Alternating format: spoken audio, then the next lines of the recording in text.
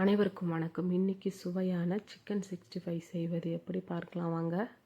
தேவையான பொருட்கள்: இஞ்சி பூண்டு விழுது 1.5 ஸ்பூன் அளவுக்கு காஷ்மீர் சில்லி பவுடர், 2 ஸ்பூன் அளவுக்கு கார்ன்ஃப்ளவர் மாவு, தேவையான அளவுக்கு சிக்கன் 65 மசாலா, கொஞ்சம் கருவேப்பிலை, ஒரு முட்டை, ஒரு எலுமிச்சம்பழம், தேவையான அளவுக்கு உப்பு, மஞ்சத்தூள்.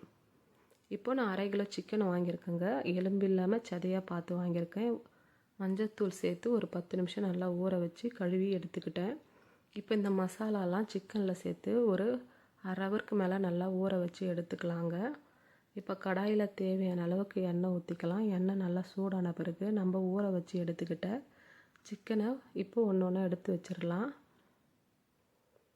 சிக்கனை சேர்த்துட்டு அடுப்பை ஸ்லோ பண்ணி வைங்க. ரொம்ப ஸ்பீடாக வச்சிடாதீங்க, இல்லைனா கருகிடும்.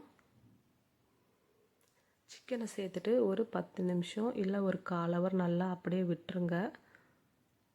நல்லா வெந்து வரணுங்க சிக்கனு. இந்த மாதிரி நல்லா வெந்த பிறகு தேவையான அளவுக்கு கருவேப்பிலை சேர்த்துக்கலாங்க.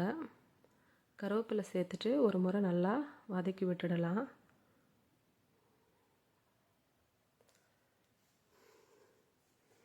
பாருங்கள், சிக்கன் நல்லா வெந்திருக்கு. நல்லா மொறு மொறுன்னு வந்திருக்குங்க சிக்கனு. சாப்பிட்றதுக்கு அவ்வளோ சுவையாக இருக்கும். மொறு மொறுன்னு இருக்குங்க. நீங்களும் ஒரு முறை இந்த மாதிரி செஞ்சு சாப்பிட்டு பாருங்கள். நல்லா சுவையாக இருக்கும்.